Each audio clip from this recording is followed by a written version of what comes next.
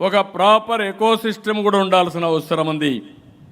అందుకే రాష్ట్రంలో ఉండే చదువుకున్న వారందరినీ కోరుతున్నా, zero poverty, P4 hour policy.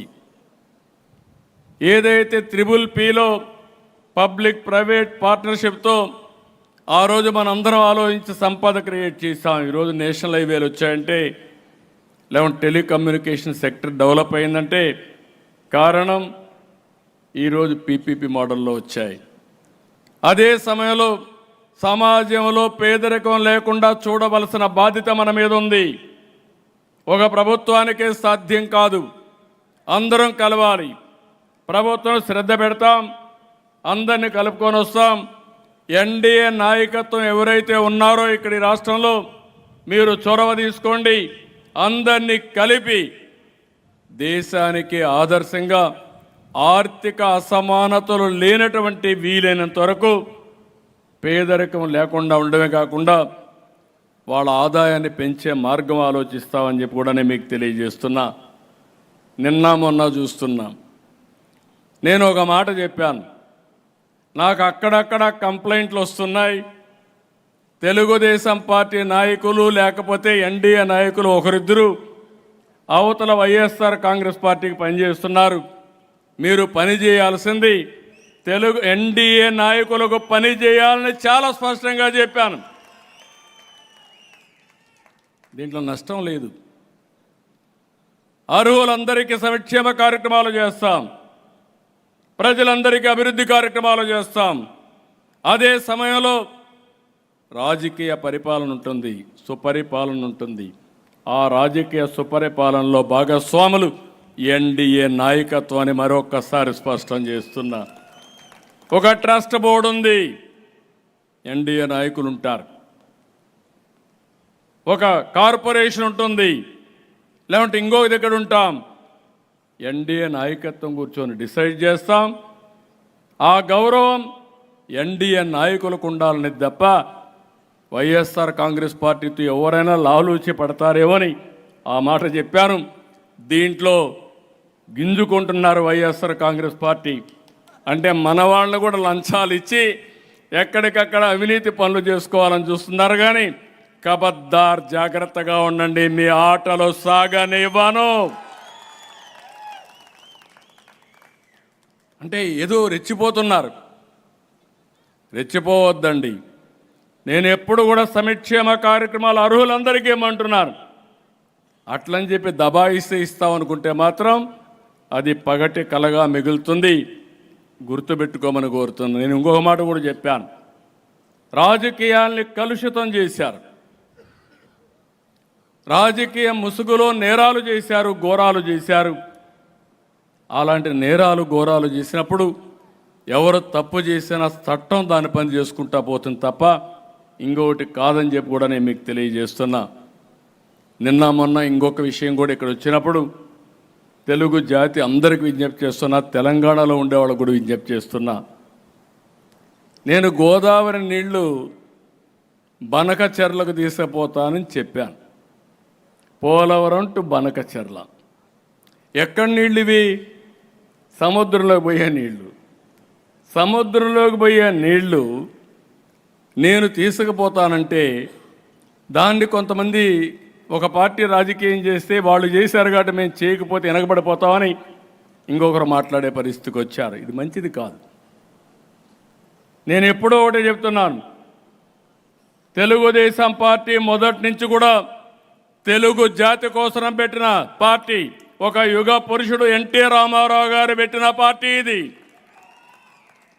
ఆ రోజు ఈరోజు తెలుగు జాతి కోసం పనిచేస్తున్నాం. నేను ఆ మాటే చెప్పాను. విభజన రోజును కూడా మీరు గుర్తుపెట్టుకోవాలి.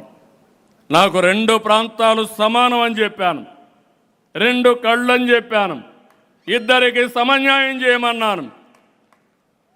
అయితే అక్కడ నమ్మారు, ఇక్కడ నమ్మారు. అక్కడ మేము బీజేపీ పోటీ చేసి 20 సీట్లు గెలిపించారు, ఇక్కడ అధికారాన్ని ఇచ్చారు. అది నా జీవితంలో ఎప్పుడూ మర్చిపోలేనని చెప్పి మీ అందరికీ మరొక్కసారి విజ్ఞప్తి చేస్తున్నా.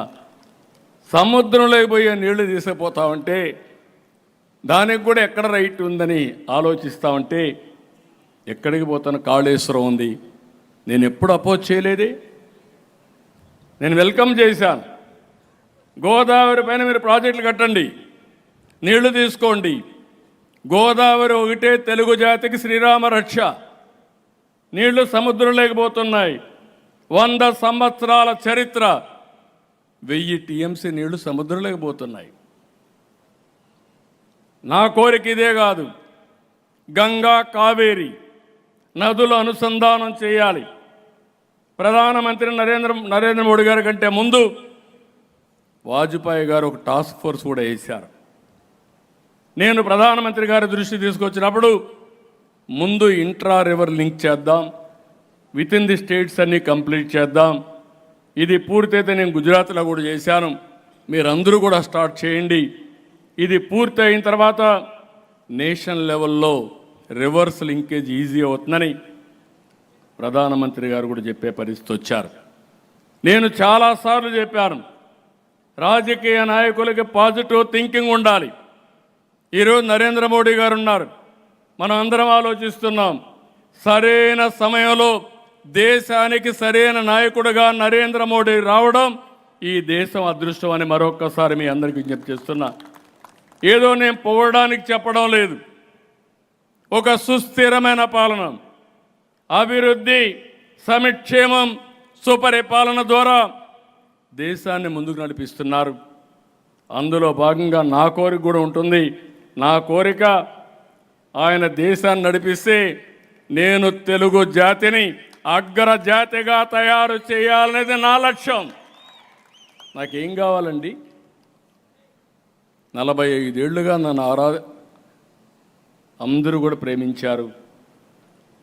తెలుగు జాతి చరిత్రలో మీరు చూస్తే మన నాయకుడు ఎన్టీ రామారావు గారికి మీరు చూసినప్పుడు ఎప్పుడు కూడా తిరుగులేదు ఆ నాయకుడికి. ఆయన అనుకుని జరిగింది. 9 నెలల్లో పార్టీ పెట్టాడు, అధికారానికి వచ్చాడు.